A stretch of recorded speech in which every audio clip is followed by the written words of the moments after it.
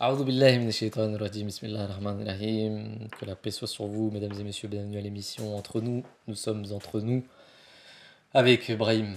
Je ne dirai pas son nom parce qu'il veut pas que je le dise. Brahim, Ichou. salam alaikum. Merci, c'est très Il y a gentil. 40 000 émissions où il y a Ouais. mon nom qui apparaît et Ouais. qu'aujourd'hui on se réveille. On fait attention, on Voilà, essaye. bah c'est fini. Comment va Brahim? Ça va, alhamdoulilah, et toi? Ça va, alhamdoulilah, ça fait longtemps que tu n'es pas venu dans cette émission.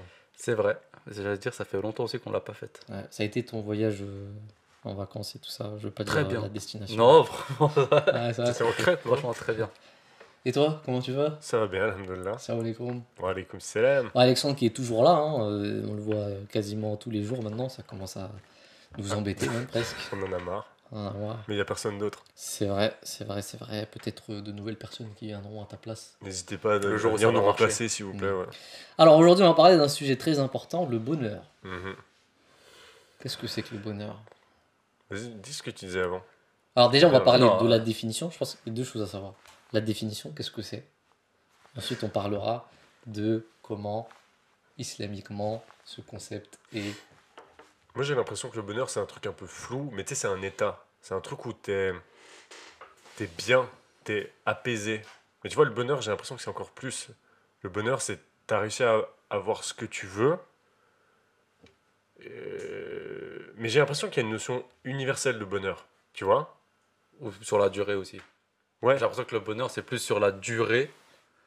Tu peux être heureux un instant, mais le bonheur c'est plus une question d'ensemble et sur un. Justement, moi j'ai un pote qui dit tout le temps, moi je suis tout le temps heureux. Et c'est vrai hein. Mais je sais pas si c'est ça le bonheur. Tu vois? Il dit ça? Ouais. Pourquoi il dit ça? Il dit quoi? Je suis tout le temps heureux? Moi je suis tout le temps heureux. Et c'est vrai. Quoi qu'il arrive, cette personne elle est tout le temps heureuse. Après, elle peut paraître heureuse, mais au fond. Ouais, mais non, je la connais quand même bien. Et... Tu sais, il y a ce truc de toujours positif, toujours reconnaissant. Mais c'est pas une personne croyante. Moi, je trouve ça intéressant. Parce que ça c'est une chose universelle. Alors, je le dis ici, hein, aujourd'hui, on parle de toutes les personnes. On connaît notre société, hein, notre société surtout occidentale qui est, on dirait, la société la plus dépressive au monde. Anxiété, dépression, etc. Aujourd'hui, les psychiatres nous disent que c'est lié au fait que les gens sont ingrats. Il y a un phénomène psychologique de l'ingratitude. Et pour faire en sorte que les gens sortent de cette situation, on leur dise il faut écrire sur une page 5 choses dont tu es reconnaissant parce que l'esprit l'a oublié. En fait, c'est pour entraîner ta psychologie, revenir vers des choses qui sont très modestes, reconnaissance. Attends, ils écrivent reconnaissant vers qui? Non, ils écrivent les choses pour lesquelles ils sont reconnaissants. C'est-à-dire aujourd'hui, j'ai mangé, j'ai pu manger sans aucun problème, je ne suis pas tombé malade, le temps était bon, etc., etc. Donc des petites choses comme ça. Et ça, c'est une chose que le Coran a dit 1400 ans avant. Alors qu'aujourd'hui, c'est scientifiquement prouvé. Dans le Coran, il est dit la in shakartum, si tu es reconnaissant, la azidannakum, je te donnerai davantage. Wala in kafartum, et c'est ça qui est important à comprendre. Wala in kafartum, et si tu es ingrat, fa inna azabi la shadid, mon châtiment sera rigoureux. Et moi, je pense que le châtiment rigoureux, et peut-être que je l'ai dit ici, c'est un état mental. Quand tu es dans l'ingratitude, tu vis dans un enfer mental. Je pense que c'est tout ce qui a à voir avec dépression, anxiété. C'est peut-être un autre sujet, parce que là, on est un peu parti dans tous les Non, sens. c'est l'autre opposé, tu vois. Justement, paradis enfer, pour moi, c'est vrai, le paradis qu'on vit aujourd'hui, c'est dépression, burn-out. L'enfer, tu dis. L'enfer. Ouais, de ouf. Parce que si c'est ça ton paradis, c'est bizarre. Non, je crois. Mais non, et puis moi j'ai plein de potes, mais même les angoisses. Ouais. J'ai beaucoup de potes qui ont eu des angoisses ou qui ont fait un burn-out et une dépression. Mais les angoisses, je trouve intéressant. Mais c'est ça qui est. Si on revient. Pardon, des crises d'angoisse, c'est ça. Ouais, mais est-ce que c'est pas parce que, par exemple, toi, ce que tu disais tout à l'heure, écrire sur une feuille pour dire ce qu'on est reconnaissant et tout, mais c'est un peu revenir à la base des choses. J'ai l'impression que maintenant, on vise plus. On pense que le bonheur, c'est quelque chose d'inatteignable ou c'est quelque chose qu'on peut pas avoir. Tu vois ce que je veux dire? Ouais, Attends, t'as pas l'impression que le bonheur est matériel? Parce que là, quand Oui.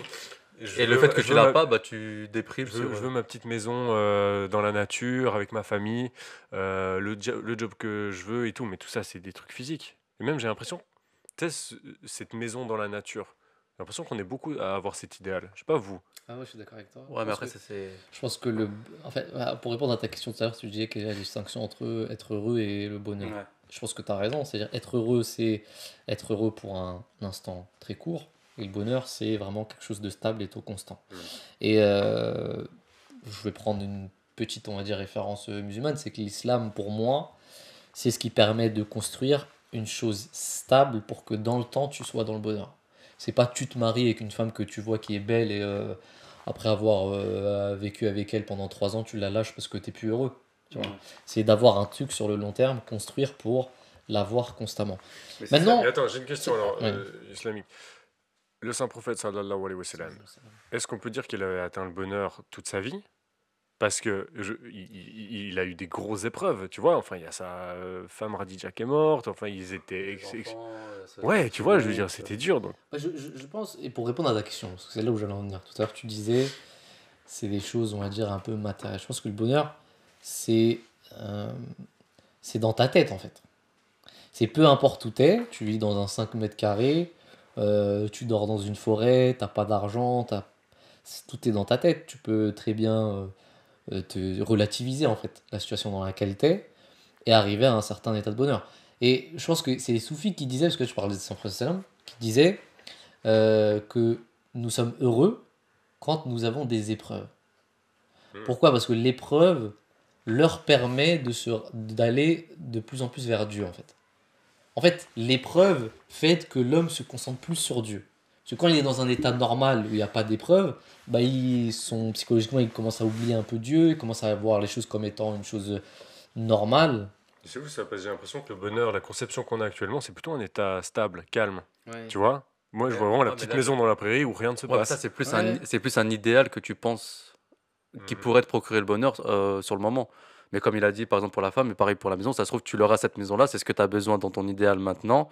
Mais ça se trouve, dans 5 ans, c'est plus ça. Ouais, c'est que, en plus, moi, il y a une chose que je trouve intéressante, c'est Schopenhauer, je pense, qui disait que même si tu arrives à avoir ton idéal, ok, admettons ton idéal de bonheur, c'est avoir une maison, campagne, des brebis, des moutons et tout ça, avoir tout ce que tu veux, et que tu l'as. Bah, après ça sera l'ennui. Et l'ennui, c'est pas le bonheur. Parce qu'à un moment, tu vas te lasser.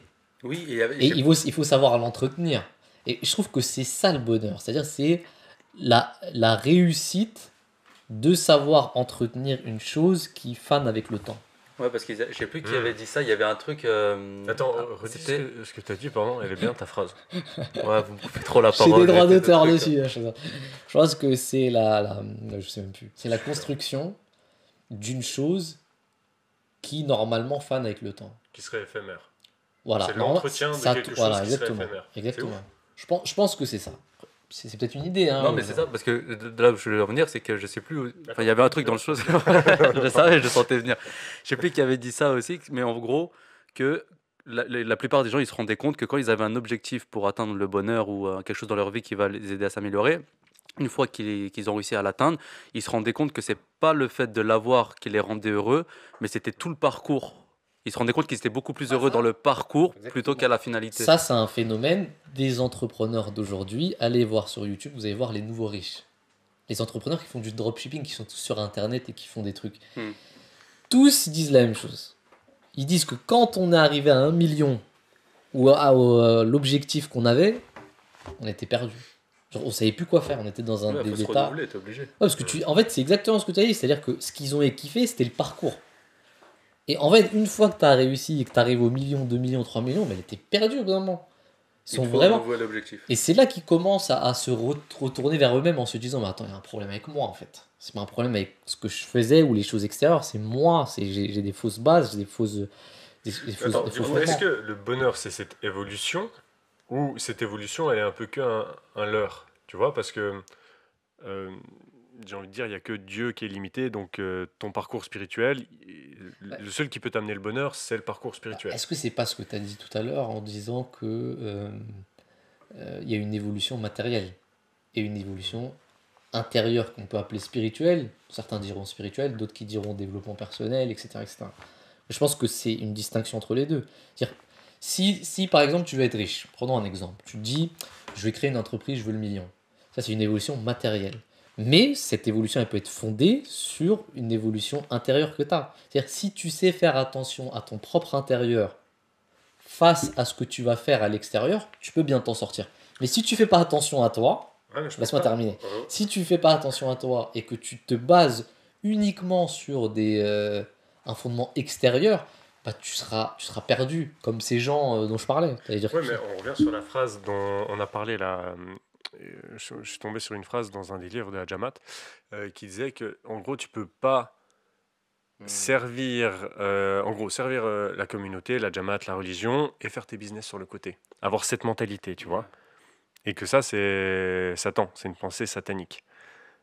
Et tu vois, elle me reste en tête parce que c'est trop un piège. Je me dis, ouais, tu peux te dire, oui, on fait des vidéos, je sers la MTA, je sers la Jamaat, mais je fais mes business sur le côté, il faut bien que je vive, tu vois. C'est trop alléchant. Est-ce que c'est pas un truc d'extrême plutôt? Non, mais déjà, il faudrait voir dans quel contexte elle est mentionnée cette phrase. Tu vois. Non, non, non, non, non. contexte. Non, mais, Non, mais oui. je veux bien lire exactement. Parce que la dernière fois que tu m'as dit ça, je t'ai dit, je te l'ai rappelé aujourd'hui. Ouais. Ça m'intéressait, je veux d'abord aller voir comment c'est écrit. J'ai vraiment ouvert le livre au hasard. Parce qu'il faudrait vraiment, mais peut-être que c'était peut-être parce que tu devais le dire à quelqu'un, mais il faut vraiment il faut vraiment qu'on lise ce truc-là parce que et tout à l'heure je te disais, selon moi, je pense que l'homme t'as raison, il doit avoir mentalement une prééminence sur la foi, mais faire le minimum pour le monde. D'accord, le minimum pour vivre. Parce que s'il te faut quand même, pour vivre, il te faut quand même un loyer, il faut quand même que tu aies une famille, etc. Mais si tu fais le minimum et que tu as plus, bah, tu dis pas non. Je veux dire, si Dieu te dit lui-même, si tu es reconnaissant, je te donnerai davantage, c'est que si tu y arrives et qu'il te donne davantage, je ne peux pas dire non. Attends, ça me fait penser à. C'est qui c'est Abou Bakr quand il a été calife, où il allait quand même au marché, et il y a les compagnons qui lui ont dit attends, t'es calife, enfin tu peux pas aller, et puis il dit il faut bien que je subvienne à mes besoins. Ouais. Ils ont dit non, et ils ont, je crois, mis une rente ou un truc comme ça pour le calife. C'est ça? C'est juste? Oui, c'est vrai ça. C'était, Ouais, c'est possible, bien sûr. Ok, donc Je sais pas, je pas envie d'en parler. donc je trouvais intéressant, si c'est vrai que même s'il était calife et c'était Abou Bakr quand même, il allait quand même au marché pour vendre des choses pour gagner, mais j'imagine dès qu'il fait son truc minimum, tu vois. Je te donne l'exemple de nos premiers missionnaires de la Jamaat Ahmadiyya. Quand ils étaient envoyés en Europe, on leur disait de travailler, de faire de l'argent et en même temps être missionnaire. Parce que la Jamaat n'avait pas les moyens de payer les missionnaires. D'ailleurs, petite anecdote, c'est que les missionnaires ils sont pas obligés d'être payés. Hein. Ça, c'est la faveur de la Jamaat. Il n'y a pas d'obligation. Si demain la Jamaat t'a dit on vous paye plus, c'est terminé, on reste quand même missionnaire, il faut qu'on fasse quelque chose pour subvenir à nos besoins. Donc à l'époque, c'était comme ça. Missionnaires, il y en a qui n'étaient pas payés, il y en a quand on pouvait les payer, on les payait, il y en a qui travaillaient eux-mêmes. Il y a un missionnaire qui était celui d'Espagne, Kamar Ilahi Fassal, qui était très connu, qui lui vendait des parfums et qui en même temps faisait établir. Donc il avait des petits parfums, tu sais, et musc et tout ça. Il vendait ça, il faisait établir à droite à gauche, c'est très connu dans la Jamaat. Il y en a plusieurs. Voilà. Donc je pense que oui, après, à voir, parce que et là tu dis quelque chose qui est dangereux, il y a des gens qui vont nous regarder, ils vont se dire oh, moi je suis dans le bis depuis je sais pas combien d'années, Ils sont en train je de fais dire, 2 millions. Et je trouve trop dur de s'arrêter au minimum. Tu lances un bise et tu t'arrêtes au minimum dès que t'as assez. C'est ce que j'allais dire. Est-ce que finalement, parce que tout à l'heure tu parlais des gens qui ont toujours des objectifs à chaque fois poussés. En fait, ils ont un manque à combler intérieurement. Il faut il y a des personnes qui ont la foi, ils ont la spiritualité. Eux, c'est peut-être ceux qui n'ont rien. Ils veulent combler cette chose-là par des projets. Ils veulent chercher peut-être être heureux par rapport au regard des gens, etc. Mais j'allais dire, est-ce qu'au final, tu te rends compte que tu es vraiment heureux ou tu es vraiment bien à partir du moment où tu arrives à te limiter, enfin, comme on a dit, à te limiter, mais à te contenter uniquement de ce que tu as. Je pense, ouais. C'est-à-dire, à partir du moment où tu dis, vas-y, j'ai ça pour le moment, je me détache et je me dis, vas-y, c'est bon. Mais c'est ce que je disais la dernière fois, il y avait Amine, d'ailleurs, on lui passe le salam s'il nous regarde, qui avait dit une chose incroyable. Il avait dit, mais il a dit un truc, il a dit, je suis reconnaissant d'être là à ce moment présent. Je suis en train de vivre 1 minute de plus, tu vois. Non, normalement, ça doit être ça, là. C'est pas aussi qu'il était reconnaissant de respirer. Voilà. Ouais, de toutes plein de choses. Après, est-ce qu'il y arrive H24 à être conscient de ça? Je pense, j'en doute fort, parce que soit c'est un... Je veux dire, c'est pas humain. Après, il a une épreuve compliquée, voilà, etc. Ça t'aide à... Mais en tout cas, il est beaucoup plus conscient que les gens moyens, tu vois. Même, j'ai envie de te dire, même nous, tu vois.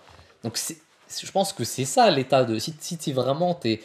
C'est comme il y a un truc que je regardais, un psychologue qui allait chez les patients qui étaient atteints d'un cancer en phase terminale, qui allait les voir et qui leur demandait pour se poser des questions, il leur disait, mais... Et il disait, la majorité des gens qui étaient en phase terminale disaient que c'est peut-être la meilleure chose qui nous est arrivée dans notre vie, parce que on a commencé à vivre à partir de cet instant. C'est-à-dire notre conscience En fait, il y a eu une sorte d'éveil où ils se sont dit, mais chaque minute, Mais là, compte de Mais ça, c'est ouf, tu vois. intéressant. Est-ce que, entre ton exemple et aussi celui d'Amine, est-ce qu'on est obligé d'avoir un truc qui nous arrive dans une vie hyper percutant pour enfin savourer les choses et être heureux et se rendre compte que ça, c'était vraiment bien, etc. Bah, Ou est-ce qu'il y en a dans la durée, peu importe. Je crois que c'est ça toute la sagesse derrière la mort, en fait. Parce que là, dans ce que tu dis, c'est à partir du moment où des gens ont vu qu'il y avait une fin, ils vont crever potentiellement dans 1 an, 2 ans, ben là, ils ont commencé à apprécier. Mais là, nous, on ne sait pas quand notre vie, elle va finir, donc c'est trop flou. Et je sais, par exemple, dans des épreuves, comme par exemple des proches qui meurent, moi, je sais que ça m'a fait ça. Genre, bah du coup, tu es vachement plus reconnaissant. Et après, t'oublies, hein, au Ouais, bout c'est ça, t'es de... reconnaissant un laps de temps. Ouais. Et après, tu. Mais tu vois, je me dis, c'est peut-être pour ça aussi. Je me questionnais beaucoup sur pourquoi la mort. Enfin, c'est quoi le but? Et peut-être qu'il y a une sagesse aussi là-dedans, mais tu vois. justement, moi, je me posais cette question. La dernière fois, je me disais, il y a un hadith du prophète sallallahu alayhi wa sallam qui dit en arabe, كنت نهيت عن زيارة القبور, je vous interdisais d'aller visiter les tombes. Fazaruha, mais allez-y. فإنها تذكر الآخرة, car elle vous rappelle ce qui viendra après, l'au-delà. Ok. Donc je me disais, il y a un moment où le prophète avait considéré que c'était pas bon, et ensuite il a dit, non, vous pouvez y aller. C'est-à-dire, il doit y avoir un juste milieu. Parce que si tu le fais trop, si tu as trop conscience de la mort, il y a un état d'anxiété quand même. Tu déprimes. Tu commences à déprimer, tu dis, oh, je peux mourir à n'importe quel moment, tu sors plus de chez toi. Je sais pas, il y a des gens comme ça, tu connais des gens des comme ça. crises d'angoisse et ce genre de Voilà. choses, bien sûr. Si tu réfléchis trop, c'est ça. Si tu réfléchis pas assez, bah t'es laxiste à 100%. Je pense qu'il y a un juste milieu à avoir.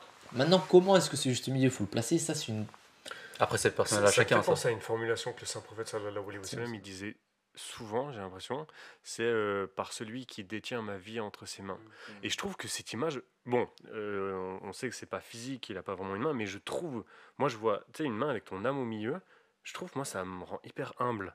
Tu vois, de dire à chaque moment, ça peut partir.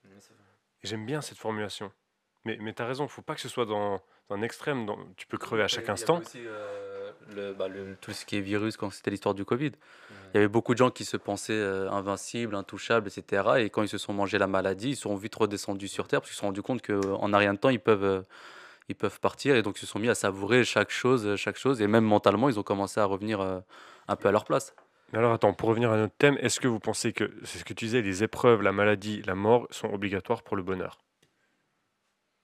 C'est une bonne question. Je Parce pense que c'est oui. obligatoire, non. Mais Même on reprend le saint prophète sallallahu alayhi wa sallam, ses parents sont morts, son grand-père est mort, sa femme, tu vois, la mort était omniprésente. C'est normal, j'ai envie de te dire. Je veux dire, sans épreuve, il n'y a pas de. il n'y a pas de goût. Voilà, il n'y a pas de goût au bonheur. Ça n'existe C'est pas. comme- Tu peux comme même un- pas, tu peux même pas concevoir le bonheur sans avoir son contraire. Donc, quelque part, c'est normal que ça soit là. Tu Mais vois. c'est un peu comme les sportifs. Si on repart à un truc plus basique, c'est que tu peux pas dire à quelqu'un, par exemple quelqu'un qui est déjà sportif, on va reprendre le thème du marathon par exemple, et tu lui dis, voilà, il court toute sa vie, il court 20 km, et après ça devient une habitude, ça devient sa routine, il court les 20 km, c'est même plus un exploit pour lui. Mais si d'un coup il se surpasse en te disant, tiens, aujourd'hui je vais pas faire les 20, mais je vais basculer à 30 en un meilleur temps, et ben cet effort-là, tout ce qui va endurer derrière ces entraînements, ces épreuves de peut-être une blessure, peut-être ceci, et au final, il va réussir à faire ce qu'il avait prévu, bah, tout de suite, ça va lui déclencher quelque chose de nouveau, une sensation nouvelle, tu sais, il va se sentir mieux, même mentalement, etc. Et il va plus apprécier après par la suite certaines choses. Ouais, mais là j'ai l'impression que le bonheur, Voilà. j'ai l'impression de ce que tu dis que le bonheur est un choix, alors que ce qu'on disait, c'est est-ce que le bonheur est une attitude face à des choses qui arrivent. Au final, c'est toi qui prends le choix de cette Oui, attitude-là. oui, je suis d'accord, T'es mais obligé. Ouais, c'est vrai, c'est ça qui fait le choix entre être reconnaissant ou ingrat. Mais après, Comme tu as l'épreuve, est-ce que tu as le choix d'affronter cette épreuve ou est-ce que tu as le choix de contourner cette épreuve? c'est quand même très complexe parce que tu es quand même conditionné. Je pense que ça se fait pas en un jour où tu te Oui. dis ah, à partir d'aujourd'hui je suis reconnaissant et tout change. Non, t'es conditionné, tu as des pensées qui viennent sans cesse. Quelqu'un de pessimiste, il faudra qu'il prenne vraiment le temps de commencer à être optimiste. Ça se fait pas de un jour à un autre parce que comment dire, c'est l'exemple que donnait un homme quand il prenait un verre d'eau propre et il prenait un verre d'eau sale et il mélangeait l'eau et il voyait qu'en fait ça prenait du temps avant que les pensées sortent. Je pense que l'esprit il est comme ça se fait pas en un jour. Mais il y a une chose que je voulais dire. Ce qui est paradoxal dans cette histoire, c'est que tu verras que les sociétés qui sont les plus confortables matériellement sont pourtant pas les plus heureuses, tu vois. C'est incroyable quand même. Enfin, ce que je trouve bizarre, c'est que les sociétés les plus luxueuses, ceux qui sont le plus dans le confort, sont les plus malheureuses, tu vois. Donc quelque part, j'ai envie de te dire, oui, c'est nécessaire le malheur pour être dans le bonheur, tu vois, parce que en fait, ils ont trop. Enfin, quand je dis ils ont, on est dans cette situation, hein, on est nous aussi occidentaux. On est trop dans le luxe, dans le confort, et à force de toujours voir ça, quelque part, il y a un ennui qui s'installe, il y a Une routine. une routine qui s'installe et un ennui, tu vois, il y a plus de haut et de bas, tu vois, il y a que du positif sans cesse, tu vois, qui est peut-être pas bon pour nous, tu vois. Et c'est même pas que du positif en fait, c'est juste Ouais, c'est même pas du positif, c'est que c'est quelque chose de matériel, tu vois, c'est... c'est ta routine quoi. Ça rentre. Je suis en train de me poser une question, je me dis, mais le bonheur, est-ce que c'est vraiment. Enfin, c'est pas le but de la vie en fait. Enfin, parce que souvent on pose ça, on dit, mon but dans la vie c'est d'être heureux. Mais par exemple en islam, nous, le but de la vie c'est d'adorer Dieu. Ou c'est de servir Dieu, servir les hommes. Tu vois, et sinon il aurait mis le but de la vie c'est d'être heureux. Bah en fait, je pense que c'est plus d'apprendre à être heureux en ayant en ayant les épreuves, en ayant toutes ces choses-là. Tu vois ce que je veux dire? Tu vois, moi, dans le chemin vers Dieu, le bonheur est pas une condition. Et même, c'est pas du tout un but dans l'existence d'être heureux. Pour un musulman, pour un croyant. Non, je pense qu'en fait, regarde. Parce que il est dit, tu seras éprouvé et vous allez être Bien sûr. éprouvé. Moi, je pense que c'est le choix des mots. C'est le choix des mots. C'est-à-dire, dans les sociétés occidentales, nous parlerons de bonheur. Mhm. Dans la tradition islamique, on parlera de reconnaissance. Mais en réalité, la définition est la même. C'est-à-dire que dans la définition islamique, la reconnaissance est égale bonheur. Ok. Et j'ai envie de te dire, aujourd'hui, les sociétés occidentales commencent à comprendre que le bonheur est égal reconnaissance. On a parlé des psychiatres aujourd'hui, c'est ce qu'ils font. C'est ça qu'ils font pour ramener les gens dans la norme. C'est vraiment parler de reconnaissance. Ils appellent ça gratitude, cours de gratitude, etc. Donc ils commencent à comprendre que le bonheur est fortement lié à la reconnaissance. Et la reconnaissance, c'est une chose traditionnellement islamique, tu vois. Donc j'ai envie de te dire, non, c'est très islamique. Et deuxième chose, ce que tu as dit, c'est intéressant. Tu as parlé de abd. Parce que Dieu, il dit de m'adorer, d'être serviteur en réalité. Et abd, il y a deux choses, c'est servir. C'est aussi se soumettre, mais c'est aussi se servir. Et je pense que Dieu a conditionné le bonheur de l'homme dans le service des autres. Ça, je trouve que c'est très important. Je trouve que non seulement il faut servir Dieu, mais servir l'humanité en entière. C'est-à-dire, la société occidentale, encore une fois, je dis toujours société occidentale et tout ça, mais c'est vrai, c'est vraiment un problème ici, c'est qu'on devient de plus en plus individualiste, on fait attention qu'à notre peau, et on fait pas attention aux gens autour de nous, on fait pas attention à servir les gens, à aider les gens, alors que ça, c'est une partie intégrante du bonheur individuel. C'est-à-dire que tu le fais pas simplement pour l'intérêt des autres, tu le fais aussi pour ton propre intérêt à toi. Et c'est ça qui est important que les gens, peut-être, commencent à comprendre aussi. Donc j'ai envie de te dire, c'est ce que je pense. Je pense que l'Iya'budun, quand Dieu nous dit vous avez été créé pour m'adorer et pour me servir, c'est les deux, c'est le service à Dieu et le service à l'humanité. C'est ça en réalité. Et je pense que c'est ça qui amène au bonheur. Ouais, parce que derrière, tu as une certaine satisfaction, le fait d'avoir aidé quelqu'un ou d'avoir contribué à quelque chose, ça te fait toujours quelque chose pour toi. Après, il ne faut pas aller dans l'extrême. Il y a une chose qui est très importante. Les gens disent souvent, et ça aussi c'est un étude de cas, c'est qu'il y a des gens qui sont tellement dans le bien des autres qu'ils s'oublient eux-mêmes. Okay, et les gens qui sont tellement dans le bien des autres, ah mes parents je vais les mettre bien, mes frères, mes sœurs, je vais travailler pour eux, pour qu'ils vivent bien, et ils font pas attention à eux, après ils chopent des maladies, et après ils vont voir un psychologue qui leur dit ouais mais attends, tout ce refoulement que tu as, c'est parce que tu penses aux autres et tu penses jamais à toi. Et je pense qu'elle est là la réponse, c'est-à-dire le service à l'humanité et le service à Dieu, c'est toi en fait. C'est-à-dire ce que tu fais pour toi, c'est ce qu'il veut Dieu. Et je pense que c'est ça, c'est service à toi et service à l'humanité. Il faut pas oublier les deux. Quelqu'un qui part dans service aux autres en s'oubliant lui-même ou en voulant s'oublier lui-même, c'est aussi une mauvaise chose. Oui, oui. Et j'en ai vu des gens comme ça. Ouais. Ça existe. Des gens qui ont eu une rupture ou un truc comme ça, qui se sentent pas bien en couple et tout ça, et qui kiffent une meuf et qu'un jour ils ont perdu leur amour de vie et tout ça, qui après du jour au lendemain reviennent, vont Humanity First, ils commencent à travailler comme des oufs. Hein. C'est bien, mais il y a aussi un problème chez toi. C'est-à-dire qu'il faut régler d'abord ce problème et c'est bien. Oui, bien sûr, il faut aider, il faut être. Ouais. Tu vois, il faut pas prendre ça comme un échappatoire pour s'oublier soi-même. Et ça, c'est important à savoir, je pense. C'est où j'ai trop l'impression que c'est aussi une mouvance, tu sais, de prendre soin de soi, mais qui part dans un autre extrême, où est-ce que je prends tellement soin de moi que je m'en fous des autres et que j'ai plus de limites parce que je suis que centré sur moi. Donc, Ah ouais, c'est vrai, c'est aussi vrai. Bien sûr. il y a un peu ce truc d'équilibre. Ça, de toute façon, nous, enfin, j'allais dire religieusement parlant, même avec tous les hadiths, on a cet exemple-là depuis des années. Mais le plus dur. Après, il y a des choses au quotidien qui sont assez faciles pour aider, on va dire, les personnes, on va dire, de manière générale. Tu sais, on connaît tous le SDF, donner à manger, etc., etc.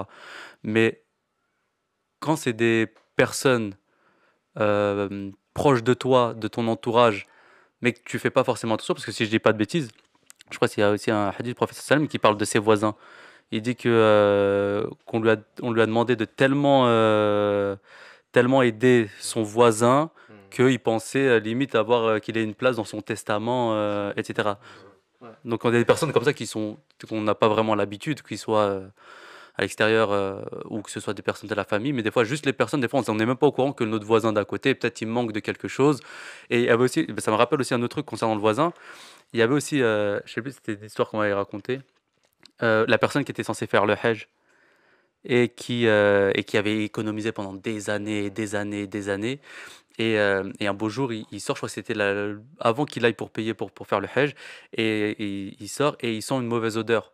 Et donc il va voir, il voit que ça vient de chez son voisin, donc il va chez son voisin et il voit qu'en fait il est en train de faire cuire une viande qui n'était pas autorisée. Je crois qu'on n'avait pas le droit, une viande qui était déjà morte ou quelque chose comme ça. Donc elle avait une forte odeur. Et donc il lui rappelle en disant que c'était pas bien de faire ça. Et son voisin lui a dit, mais c'est la seule nourriture que j'ai même pas les moyens pour ma famille d'acheter quelque chose. Et donc ce qu'il a fait, c'est qu'il a sacrifié une partie de son argent et il a payé pour qu'il puisse avoir à manger, pour que la personne puisse avoir à manger. Et donc cette année-là, il n'a pas pu faire le Hajj. Et derrière ça, il avait rencontré, je crois, après une personne qui avait fait, je sais plus, il avait fait un rêve pendant le Hajj. Il avait rencontré cette personne-là qui passe à ce moment-là. Et il dit à ce moment-là, de toutes les personnes qui étaient présentes, j'ai vu que toi seul, ton Hajj, il était autorisé. Enfin, il est accepté, pardon. Et il a dit, mais je ne l'ai même pas fait. Il a dit, non, mais le fait d'avoir pensé à ton voisin et de l'avoir aidé et d'avoir sacrifié cette chose-là pour le bien d'autrui, donc pas avoir pensé à toi en priorité, mais avoir pensé à l'autre, et ben, a permis d'avoir cette récompense-là et cette reconnaissance-là. Et ça, je trouve ça fou quand c'est des gens que tu connais pas. Bah, tu vois, il y a des gens que tu connais pas, comme j'ai dit, qui sont SDF, etc., les associations, ok, ça c'est très très bien. Mais même des fois, quand c'est des gens que tu connais pas et que tu prends l'initiative quand même d'aller aider, etc., ça je trouve ça fou par contre. Et ça doit te procurer quelque chose de fou derrière mentalement. Exactement. Moi, il y a une autre chose que je voulais mentionner. Ce que tu viens de dire, ça m'a rappelé un autre truc. C'est que je pense que c'était le calife Omar, radiyallahu anhu, qui disait, qui faisait quelque chose. Je crois qu'il allait, il faisait le ménage, je crois, quelque part dans la mosquée. Je sais plus ce que c'était, mais il faisait quelque chose qui était en dessous de son statut, on va dire, Mm. pour les gens mondains. Et les gens m'ont dit, mais c'est pas à vous de faire. Il a dit, ça me rappelle. Il allait chercher l'eau, voilà. C'est lui qui allait chercher lui-même l'eau. On lui disait, mais c'est pas à vous de faire ça, vous êtes calife et tout ça. Il disait, non, non, ça me rappelle ce que j'étais, ce que je suis en réalité. Faire des petits trucs comme ça. Et moi, je me dis, nous aussi, on devient comme ça. C'est-à-dire, des fois, on parle entre nous, même toi avec Alexandre ou Brahim, des fois, on parle du fait qu'on est nostalgique de notre jeunesse. Oui. Mais c'est aussi parce qu'on Tu vas pas oublie. lancer mes messages. Hein non, mais c'est vrai, mais même avec Alexandre, on en parle. C'est qu'on est très nostalgique de notre jeunesse parce que dans notre jeunesse, on sait ce qu'on est. D'accord. On sait ce qu'on est. Et plus on grandit, plus on commence à avoir des habitudes qu'on n'avait pas avant. C'est-à-dire que moi qui, à l'époque, pouvais dormir dans une forêt sans aucun bien et tout, aujourd'hui, je peux même pas, s'il commence à faire un peu froid, je vais être, oh, mais qu'est-ce qui se passe, tu vois? C'est-à-dire, j'ai l'impression que l'homme, commence à être conditionné. Et après, ça le met dans un état où il se dit, mais attends, avant, j'étais pas comme ça. Tu vois? Et Mais attends. après, je sais pas si c'est bon comment dire. Il y a des choses qui sont mauvaises, je suis d'accord avec toi. Mais il y a des choses quand même qui sont très saines. Je crois que c'est un verset de la Bible. On va prendre un verset à la vue, je vais me faire allumer. Qui dit, pour rentrer, Jésus qui dit, pour rentrer dans le royaume de Dieu, il faut être comme des enfants. Je pense que c'est-à-dire, c'est avoir le niveau de conscience qu'on avait quand on était gamin, c'est-à-dire être dans le présent, on pensait ni au futur ni au passé, Ouais, clairement. mais en même temps être suffisamment mature et avoir une certaine évolution psychologique, tu vois. Mais est-ce que ça, c'est pas plutôt des étapes je veux dire, par exemple, tu vois, il y a eu l'étape de la jeunesse où on se dit, ouais, purée, quand j'étais jeune, c'était trop bien, je pensais à rien, juste on mangeait, on jouait, etc. C'était fini. Après, je sais pas, par exemple, là, 30 ans, je me dis, oh, purée, moi, à 20 ans, j'étais bien, j'étais sportif, je faisais ci, je faisais ça.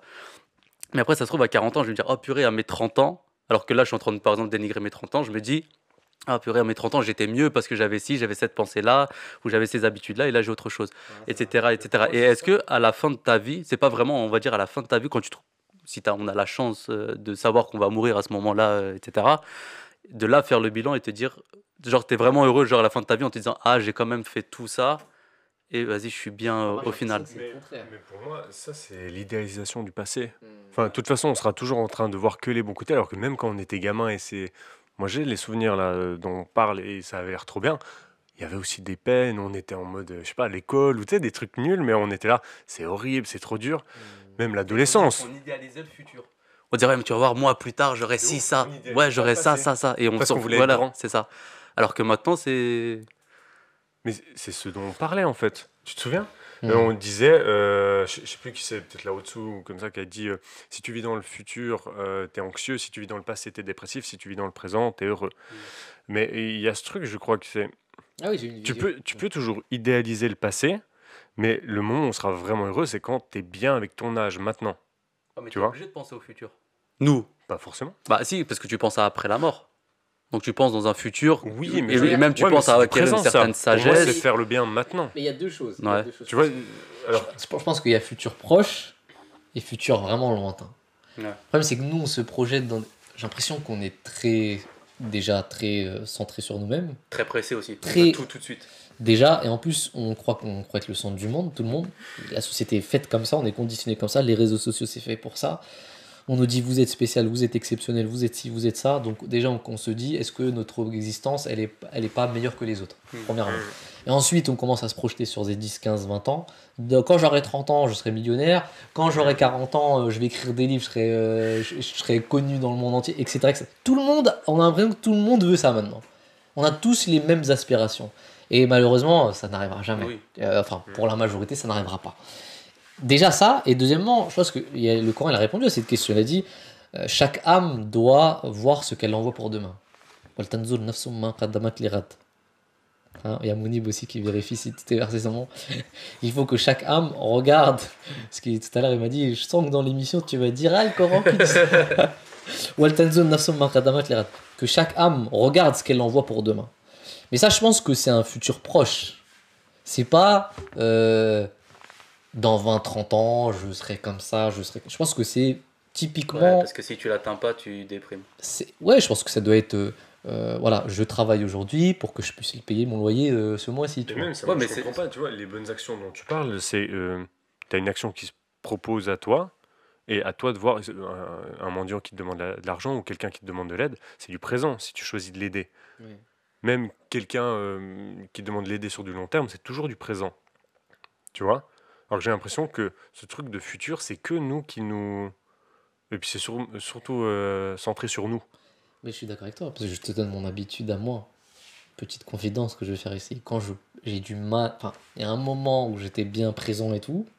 Et des fois, ça m'arrive, quand je sens que je suis un peu anxieux, on est en train de parler, tu vois. Mais dans ma tête, derrière, c'est il faut que tout ça, ça se termine pour que je puisse rentrer. Tu vois ce que je veux dire? Que je rentre chez moi, que je fasse ci, que je fasse ça. Alors que t'es pas dans le moment, tu vois. T'as envie de te dire, vas-y, mange vite, faut qu'on termine ce truc-là parce que j'ai un truc à faire en rentrant. Alors que c'est totalement bête en fait de. Mais pourtant, t'as toujours ça dans la tête, tu vois. Et puis quand t'es chez toi, c'est pareil. Il faut que je dorme parce que le lendemain, je me réveille pour ça. Quand tu dors, tu te dis, ah, attends, faut que j'aille à la mosquée pour travailler, tel, tu vois. Les frères, Tu t'es jamais dans le. Moi, j'ai une confidence. J'ai un truc où, une T'es fois. tous dans les confidences. Non, vas-y. Aussi une confidence. Non, mais attends, une fois, j'étais allé avec des potes à un cirque et j'avais pas. On pouvait que payer en cash et j'avais pas les 10 balles. Donc, je laisse ma carte d'identité et puis je vais chercher. Je me dis, bah, après, je vais chercher les 10 balles. Et je laisse mes deux potes là-bas. Parce que bah, je vais vite au distributeur. Sauf distributeur, il était fermé, donc j'ai dû faire genre, c'était les bleds, on a dû faire 1 heure de voiture et tout. Et pendant l'heure de voiture où on était en train de chercher un distributeur, mes potes, ils marchaient juste tranquille, ils ont trouvé 10 balles par terre. Et après, ils sont allés récupérer ma carte et moi j'ai fait 1 heure pour rien en fait. Et je me suis dit, bon, eux ils attendaient rien. Ils étaient juste en mode confiance, ils étaient dans le présent si tu veux. Et moi, j'étais en train de penser à, ok, il faut que je fasse le projet, enfin, le distributeur le plus rapide et tout. Mais je me disais, si tu as vraiment confiance en Dieu, est-ce que enfin, tu vois, est-ce que Ouais, tu après, restes, tu tu peux pas vois? faire ça pour tout. Non, tout le temps. justement, c'est quoi la limite où, en même temps, tu peux faire confiance à Dieu, et en même temps, tu sais, c'est pas une épreuve, genre, il va te donner 10 balles quoi qu'il arrive. Bah, c'est peut-être juste un rappel. Peut-être que toi, tu devais faire tous ces détours-là, etc., pour qu'après, tu te rendes compte qu'il est là pour t'aider à n'importe quel moment. Je peux pas juste rester là en mode Dieu, il va Bah me oui, faire c'est tomber ça. 10 balles du Tu es ciel. obligé de faire toi quand même quelque On chose. est d'accord, ouais. Ah, sinon, tu Mais- vas dans chaque concert ou artiste et t'attends comme ça devant, tu dis bien, il manque 20 balles pour rentrer et tu fais le tour au cas où et tu les trouves. Ouais, mais il n'y a pas un truc de, en même temps, confiance en Dieu, tu sais, de mais laisser ça- agir plutôt que d'agir, tu vois. Confiance en Dieu quand tu n'as plus les ressources nécessaires. Confiance en Dieu quand tu n'as vraiment plus les ressources. Je te donne un exemple. Dans ton cas, tu n'as plus d'argent, ton compte il est bloqué, il se passe quelque chose qui n'y arrive pas. Ça m'est arrivé très récemment d'ailleurs. En plus, c'est très bizarre parce que j'étais pendant la Douma, j'étais en train de réfléchir. Je me disais, imagine, j'ai plus de compte bancaire. Dans ma tête, je me disais ça. Je me disais, imagine, j'ai plus de compte bancaire. Le soir même, avec ma femme, elle dit, sa carte est expirée, la mienne est expirée. Il y a un compte bloqué. Tu sais, alors que le Ouais. compte il est jamais bloqué, compte bloqué, on a laissé les courses là-bas, on est rentré. Ouais, ça m'a fait la même chose.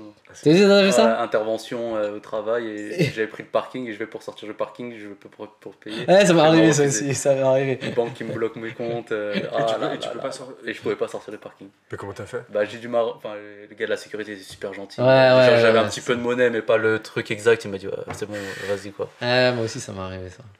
Ça m'est arrivé. Donc j'ai l'impression que c'est quand t'as vraiment plus les ressources nécessaires et que là tu te dis, Allah, il n'y a que toi qui peux m'aider.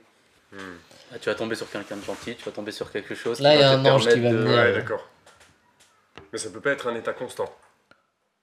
Si, ça Non, peut parce être un que- état constant, mais je pense que tu ne peux pas attendre avoir le truc tout de suite pour chaque situation. Non, mais je pense que c'est un état constant, mais Dieu t'a donné les ressources. Hmm. Tu sais, il t'a dit, je t'ai donné 2 bras, 2 jambes, je t'ai donné de l'argent, t'as un compte bancaire, va chercher ton Ouais, argent, voilà, c'est ça. tu vois. Tu sais, il t'a donné les ressources.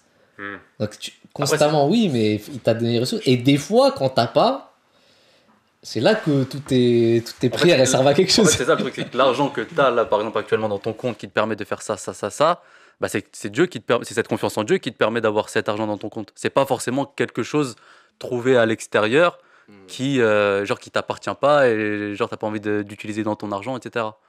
Tu vois ce que je veux dire? Ouais, ouais. T'es sûr? T'as l'air d'être Non. hésitant. Non, mais oui, oui. Est-ce qu'on a répondu à la question? Non, mais on a fait le tour de. Est-ce que vous D'autres êtes sujets. heureux, vous, déjà? Non, alors moi, Putain, juste pour résumer. Vous êtes heureux dans votre vie? Oui, je pense que ouais. Je pense que oui. Après, des fois, ça m'arrive d'être pessimiste, d'être négatif et tout ça pour des trucs relous. Puis j'y travaille. Je pense que comme tout le monde, on peut pas devenir. Mon père, je le trouve fou, moi, dans ça. Mon père. Ouais. Tu trouves quoi? Mon père, je le trouve fou dans ça. Parce que Pourquoi? c'est la personne autour de moi qui, en fait, c'est le plus m'en-foutisme du monde, en fait. Il s'en fout tellement des choses que il a un rapport avec la vie qui est. c'est Il est heureux, du coup, il est bien.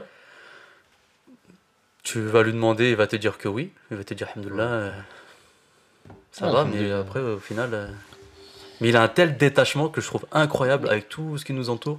Mais tu vois, c'est ça le truc, c'est que. Attends, il n'a pas eu d'internet pendant 3 ans. Genre, il a eu un problème d'internet et il n'a pas eu internet, enfin la télé c'était un partage, etc. Pendant 2-3 ans. Il a eu un gros problème et il pouvait pas le faire. Et il était tellement détaché, tellement lâché que, genre, des fois il me disait oui, c'est relou, mais Alors que nous, je pense que si tu nous retires chez Oh. nous l'internet ou un truc, Ouais. etc., t'as la télé vite fait de temps en temps, tu deviens. Ouais, de ouf. Oui, mais après les gens. Enfin, ton père, il est d'une autre génération. Tu vois, moi, mon père, Ouais, tu mais- lui enlèves, mon père, tu lui enlèves YouTube sur son téléphone et tout ça. Ouais, mais je suis pas sûr que quelqu'un du même Ouais, âge c'est vrai, qui, t'as qui raison. soit né C'est ici, vrai, qui est t'as peut-être un raison. chef d'entreprise ou un chef de. Enfin, n'importe quoi, pas Non, forcément c'est chef, vrai, etc., tu lui retires chez lui son internet ou sa télé, il soit vraiment. D'ailleurs, on lui passe le salam. Oui. Et on l'invite si un jour il vient, Ouais. il posera des questions. Ouais. On va dire comment tu fais Il va juste te dire assez Dieu, c'est sa seule réponse. Ouais. Mais c'est ça le truc, c'est que tout à l'heure on parlait de reconnaissance. Pour résumer, pour reprendre ce qu'il faut dire ici, je pense que la définition de la reconnaissance, c'est le bonheur. La définition du bonheur et la reconnaissance en islam, selon moi, ça reste ma théorie, mais je pense que c'est vrai, je pense que c'est bien, comment dire, soutenu par des bonnes références. Et il y a une chose qui est très importante, c'est que la prière islamique qu'on fait 5 fois par jour, c'est exactement ça. C'est-à-dire que tu dis à ton cerveau que tu es reconnaissant pour ce que tu fais. Plus de 50 fois dans la journée, tu dis Alhamdulillah Rabbil Alamin. Toutes les louanges appartiennent. C'est la reconnaissance de tout ce que Dieu t'a donné. Et ça, c'est très important. Alors, il y a des musulmans qui vont dire ouais, mais il y a des musulmans aussi qui sont dépressifs, qui sont pas contents. Ouais, mais c'est parce que vous faites pas attention aux prières. Vous la faites en mode tradition. Allahu Akbar.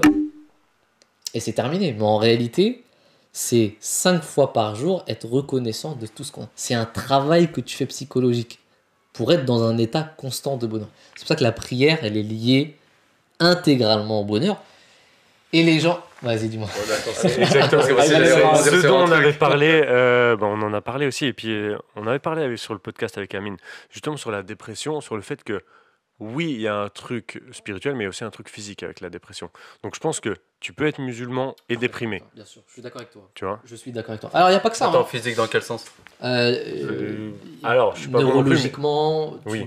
et inflammation du cerveau. Ah oui, d'accord, ok. Ça existe évidemment, là, on parle pas d'eux. mais On parle vraiment des gens qui n'ont aucun problème de santé mentale, mais qui sont dans, tu vois, dans une sorte de spirale. Ils sont pas contents, ils sont pas heureux, ils n'arrivent pas à se lever. Nanana. Mais la prière, c'est un bon exemple, du coup, dans le sens où c'est le truc qu'on fait quotidiennement, mais qui doit pas devenir une habitude. Ouais. Tu vois? On doit le faire, etc. je pense qu'il y a une partie Exactement. fixe dans la prière et une partie modulable que tu sais, t'as d'autres. Enfin, tu peux apprendre d'autres versets, d'autres sourates.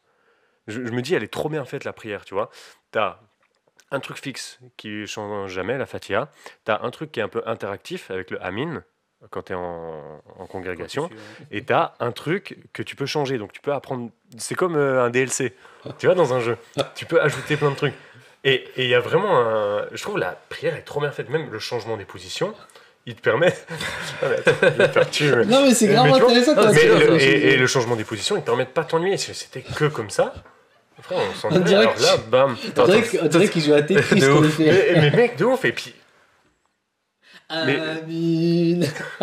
Toi, t'es en mode mais interaction. pourquoi les gamins ils kiffent le Amin? Ouais, c'est vrai, c'est vrai. Parce qu'ils sont là, putain, je peux participer à ça. Ouais. Et même nous, inconsciemment, on est un peu comme ça, tu vois. Ouais, Ouais, bah oui. Donc vraiment, la prière, je la trouve trop bien construite. c'est vrai. Ouais. C'est vrai, c'est vrai. Et après, rien ne t'empêche d'en rajouter autant que tu veux, c'est ça qui est bien Non, mais, aussi. non, mais tu Ouais. sais, les Oui, c'est gens. vrai. J'invite les gens à regarder une chose. J'invite vraiment les gens qui comprennent l'anglais. Il y a un mec sur YouTube qui s'appelle Joe Dispenza. Bon, après, t'as les traducteurs sur YouTube. Ouais, Joe Dispenza, regardez-le. hein. C'est quelqu'un qui aujourd'hui commence à faire comprendre aux gens scientifiquement les bénéfices de la méditation. Scientifiquement, c'est-à-dire il prend des groupes qui méditent, il leur met des comment Des t'appelles ça, électrodes. des électrodes et tout, et il les mesure et il voit scientifiquement ce que la méditation apporte dans la vie des gens. Ça Et serait il ouf dit- de faire ça en prière. C'est un truc de fou. Et il l'a fait. Ah, La prière islamique, non. ouais. Non, Ce mais, serait ouf, ça. mais il dit aux gens de Ouais, méditer. faut tout. vraiment être. Mais le mec, c'est devenu c'est un neurologue, psychologue. Il est devenu maître de la méditation. C'est-à-dire, il a des campings où il fait de la méditation avec des gens. Il a guéri des gens malades, des aveugles, en leur faisant méditer. Mais c'est un truc de fou, quand même. C'est un truc de fou. C'est-à-dire, parce que lui, sa théorie, c'est, et c'est ça que la question qui est intéressante, il dit, si la maladie, ça, tout le monde est d'accord avec ça, si la pensée peut créer de la maladie, et c'est une réalité, c'est-à-dire des gens qui subissent des divorces par exemple, ils deviennent diabétiques, ils ont des problèmes. La dépression et plein de choses. Oui, mais je veux dire, même physiquement. C'est-à-dire, ils ont une maladie, tu vois. Et tout le monde est d'accord avec ça. Si la pensée peut créer la maladie, la pensée peut guérir la Non, mais maladie. ouais, Et c'est ça qui est fou. Concernant la pensée, parce que quand j'étais venu, on avait parlé de ça, de cette magnifique série que vous voulez pas regarder qui est Evil. Voilà, et que je veux dire aux gens qui regardent. Ouais, non, elle est incroyable. Et donc c'est ça, je vais vous le répéter, mais en soi, pour ceux qui nous regardent, cet épisode-là, moi, quand je suis venu, quand je voulais raconter, il m'avait vachement marqué. Merci Adil. Dans le, dans le sens où tu avais les personnes qui étaient dans un monastère, qui priaient, qui parlaient pas, qui parlaient plus, et les personnes un qui allait devenir prêtre, qui vient de l'extérieur et qui se met à prier comme eux en pensant que c'est facile, je parle à Dieu avec mon âme et juste avec mes pensées, je vais méditer et je vais parler à Dieu comme ça. Sauf qu'il se rend compte que dans ce long silence et sans chose physique, le fait de réciter, le fait de bouger, quoi que ce soit, juste en méditant et en essayant de parler avec son âme, et ben, il y avait trop de pensées, que ce soit des pensées de sport, de pensées perverses, de pensées de musique. Enfin, il y avait tellement de pensées qui venaient brouiller tout ça, qui faisait qu'au final, en fait, il n'était pas concentré, il n'y avait pas de méditation, et il se rendait compte qu'il n'était pas en paix avec lui-même. Du coup, ce travail-là, pour atteindre cette paix intérieure, etc., comment tu fais justement pour y accéder à cette méditation-là? Parce que nous, on prie, on récite des choses, on bouge, etc. Mais est-ce qu'on est vraiment... Il y a des retraites de silence. Ça, faudrait qu'on fasse, les frères. Ouais, c'est vrai. Et il paraît au bout du 3e jour, tu chiales. C'est vrai? Ouais. Moi, je suis chaud de ouf. Ah, mais ça a l'air dur, hein. C'est où? Mais c'est ça qui fait aussi. Je pense que tu peux faire un peu partout, mais il y a dans des monastères, des trucs comme ça. Mais c'est ça qui fait Joe Dispenza.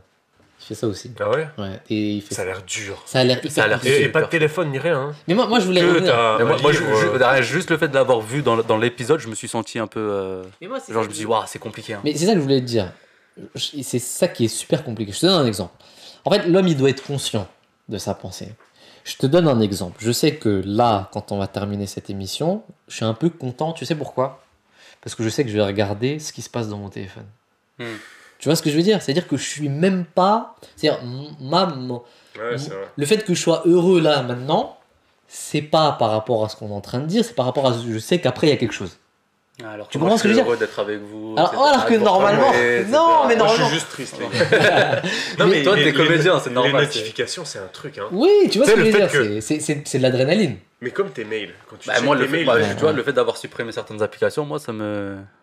c'est dur. J'ai plus de... Maintenant, au début, c'était un peu compliqué. Je me suis dit, comment je vais faire pour parler avec mes potes? Comment je vais Ouais, faire tu pour vois, voir ça et tout?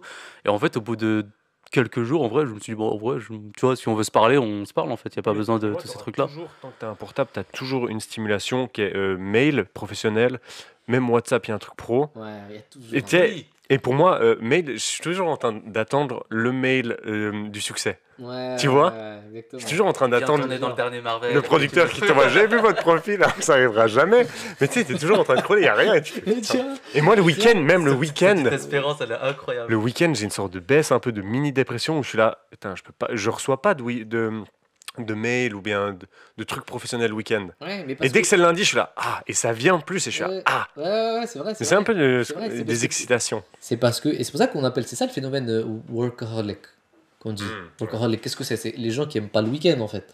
Ils aiment que la productivité H24, parce ils sont shootés à H24 à la productivité, Ouais. tu vois. Attendre qu'il se passe un truc... Ah, ça, qu'un c'est vrai. résultat- Parce que même moi, des fois, je le vois au travail quand il y a un. Bah, après, c'est rare, mais genre quand on a un projet, je sais que ça arrive et que, genre, de mon côté, j'ai réussi à faire ce qu'il fallait faire. Et on arrive le week-end, je dis, purée, je suis pressé d'être lundi, mardi, voir le retour. Ouais, c'est bon, ça a été fait, c'est bien ou c'est pas bien. Exactement, Tu alors sais que je pense que c'est grave aussi ça pour les relations sociales. Genre, moi, quand j'étais dans des périodes où tu prépares un film ou tu prépares une pièce de théâtre, parfois j'appelais mes collègues à 22h, 23h. Et s'ils répondent pas, tu sais, je suis là, mais. Enfin, tu sais, non, des personnes avec qui je devais bosser, il y en a qui me répondent et puis on bosse, mais il y a ce truc, il n'y a plus de cadre.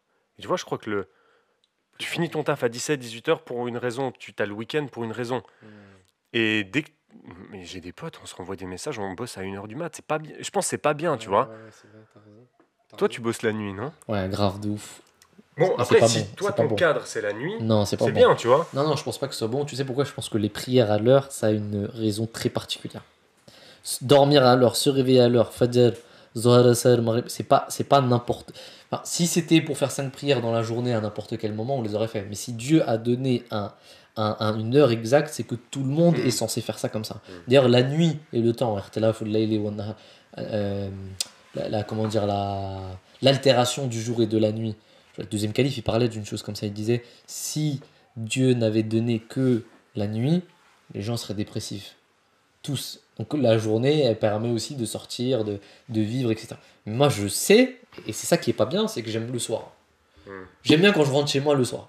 Alors que normalement, t'as grave des gens qui aiment la journée, tu vois. Qui aiment quand ils se réveillent le matin, prennent leur petit déjeuner, ils commencent leur journée, nanani, et le soir, ils sont un peu fatigués et ça dort, tu vois. Moi, c'est le contraire. Alors, normalement, ça ne devrait pas être le cas. C'est-à-dire que j'ai une très mauvaise routine. Petite confidence ici. Sur ça, mais je te suis, hein. mais ça, c'est pas bon. C'est pas bon. Mais je vais te dire un truc, c'est de plus en plus compliqué parce que il y a tout ce qu'il faut. Il y a les réseaux sociaux, il y a Netflix, il y a tout ça. Tu vois, moi, je regarde des podcasts la nuit.